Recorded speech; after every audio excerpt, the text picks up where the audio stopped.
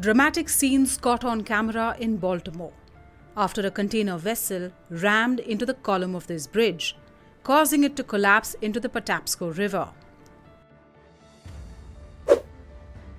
Watch again as the collision brought down the more than 40-year-old bridge in seconds. This animated map shows how the vessel stayed on track when it left the Baltimore port. It veers off track moments before it collides with the column of this bridge. Sources have said that all the 4 top executives of the ill-fated ship are Indian nationals. Sources also indicate that the collision could be a result of main engine or steering failure. Emergency services received multiple calls around 1:30 a.m. on March 26. Rescuers were searching for at least 7 people who are believed to have fallen into the river when the bridge collapsed.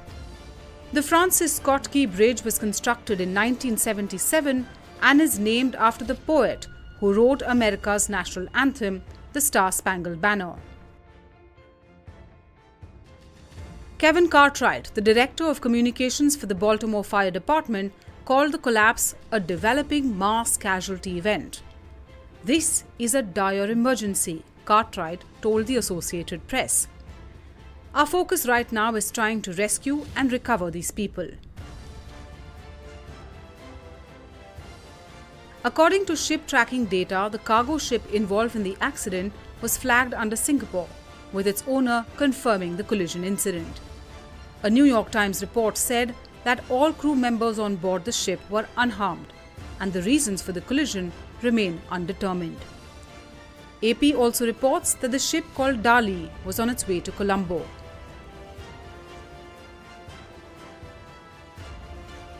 The bridge was a crucial transportation link within the Washington metropolitan area. For more such videos, subscribe to our YouTube channel. Make sure you hit the like button and also the bell icon so that you never miss another video from Strat News.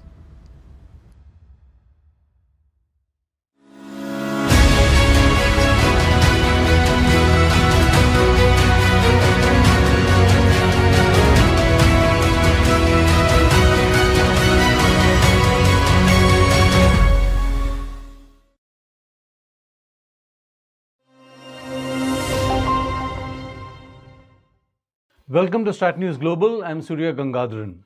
We're going to do a quick dive into a major maritime disaster that happened in the US state of Maryland near Baltimore, where a container vessel, the Dali, rammed into a bridge, the Francis Scott Key Bridge, precipitating the collapse of the entire bridge into the Patapsco River. So this is bizarre, but we're going to go for more details to our resident naval expert and maritime expert, Captain D.K. Sharma, former naval spokesperson, and a lot of things else. Captain Sharma, how do you explain this? It's bizarre, isn't it? Well, Surya, not a very, nice topic to talk on. But yes, disasters do happen, and this is one. And let me tell you, they do not happen so, far and few you will hear of an accident like this. Yeah. Groundings, yes. Running into shoals, yes. But not that a ship which is going in and out of harbors very frequently. This is a container ship. Yeah. Mind you, it is not going into anchorage outside and then, the cargo is being shifted. They are trained, the master was there, the pilots are there, and we will talk about it. Yes, it is a disaster. Yes, a lot of investigation will have to go into it to find out whether it is a human error or a machinery failure or something else has happened or it is a combination of both. So there will be many things which will be looked into very intricately. But yes,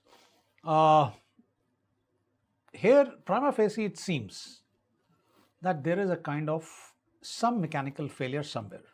So whether it is with engines, whether it is with the steering gear, or whether there is a mismatch between what orders have been given by the pilot and what has been executed by the quartermaster or the man who's at the wheel, who's steering there.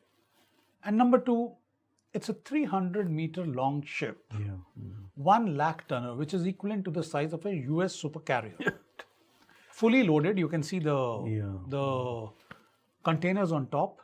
Now, once this ship gathers momentum, mass into velocity, you can see that how difficult it is that if something goes wrong, to control that. Even if to check the speed, like in the warships, we have a facility where we can go from full ahead to full astern. That means you can, like in a running car, you have to come to zero to put the reverse gear. But in ships, we have a facility where from you can order full astern so that it can check the speed. But with this kind of mass and velocity, it is just not possible. But yes, they had turned around. I saw the video. The ship has taken off from the berth. It has, started moving. It is moving on its track. And suddenly you find that when it is closing the bridge, the St. Francis Bridge, something has gone wrong and it has hit the pier, one of the pillars.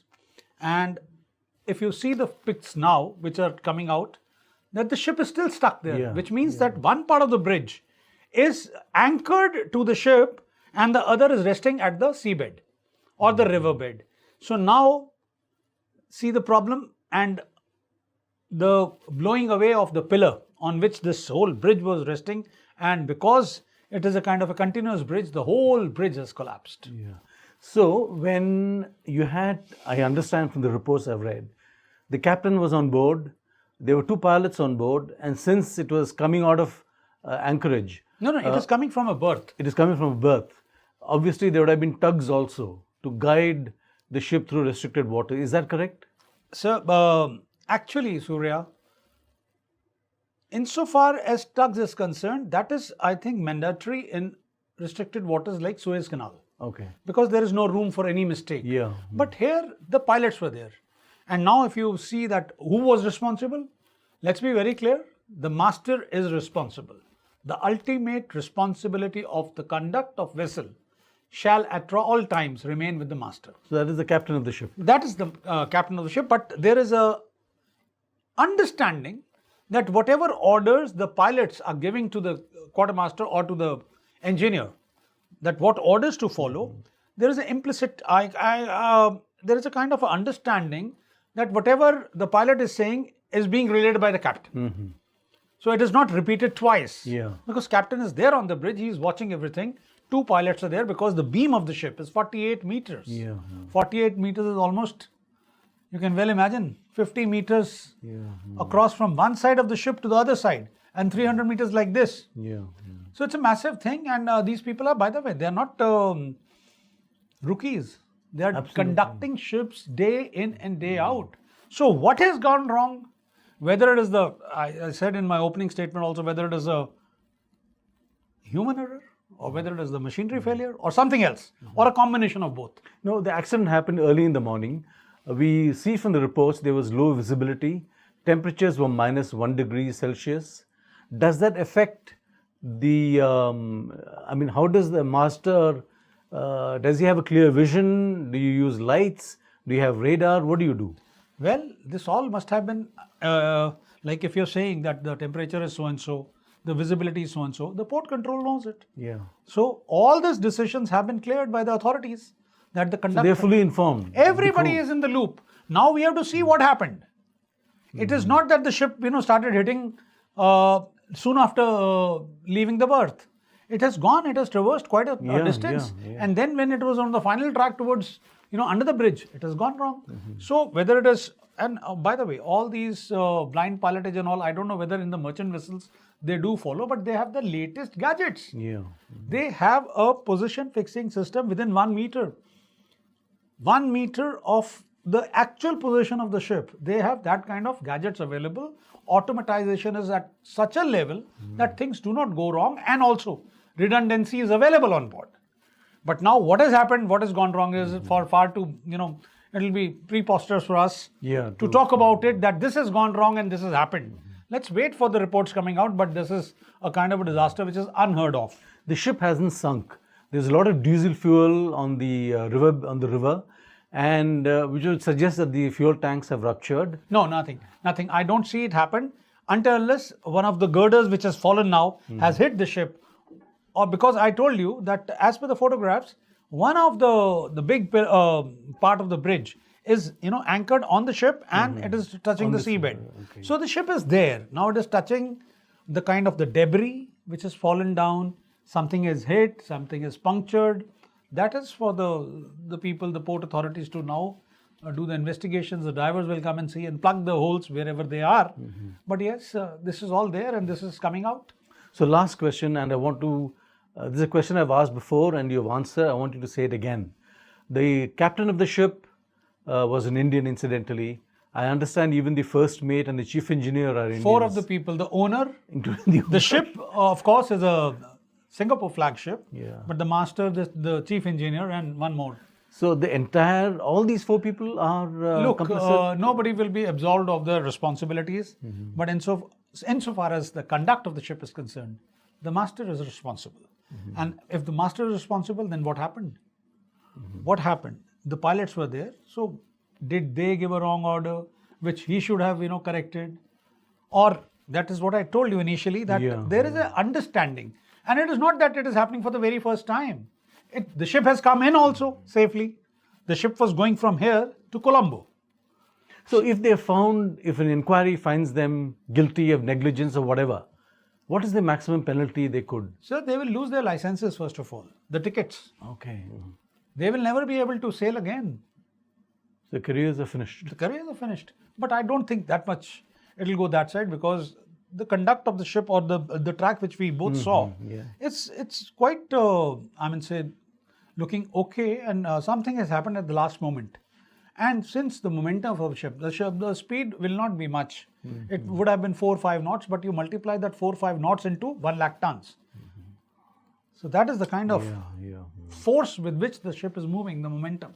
And to check the speed, it takes time. There are reaction times in these situations which are very, very slow in merchant vessels.